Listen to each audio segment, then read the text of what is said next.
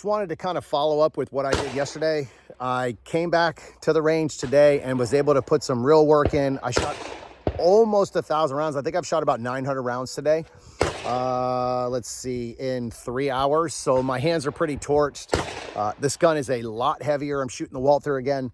I put the factory spring back in, not the extended 15-pound spring. And I'll let you know what it is in the video or in the comments later, or in the write-up.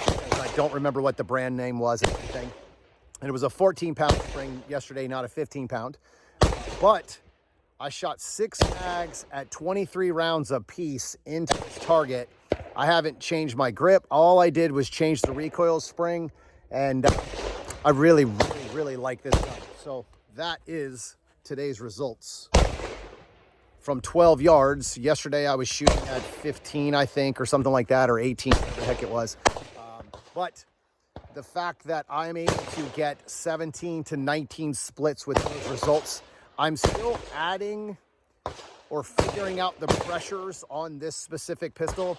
It's definitely different than what I'm used to, so I'm having to add pressures in specific spots. My last 2 or 3 mags, I was basically, this is where the softball came from. I really hammered down on the last 3 mags, just figured it out. It took me about 2 to 3 mags to kind of figure out where I would lose it. I would be good on most of it, and then I would add too much pressure or try to hammer down on the gun a little bit, and I would force the gun left or right. So it's been a big change so far, but really like this pistol. Loving the steel frame. I can't wait to get lock grips. I have lock grips sending me 3 different sets of grips so that I can do a review for them, as well as give you guys some information on the different levels of grips that they have on the Walther. Honestly, man, I really like this pistol. This could be something that I shoot for the rest of the year. I'm hoping to get a steel frame Canic for an extended period of time so I can do an actual comparison between the two, because after changing the recoil in this, I think I would probably try to mess around with the steel frame Canic a little bit and see how it shoots compared to what this does. The problem with the steel frame is I always borrowed everybody else's gun. I never really had a chance to shoot my own. With the Walther, I have this for an extended period of time, so I've really been putting some research into it.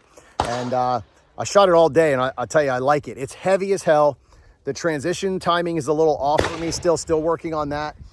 The other thing that I'm struggling with a little bit is I have a brand new dot on here. I have the 507 comp that comes, my buddy sent me the comp so I could try that dot.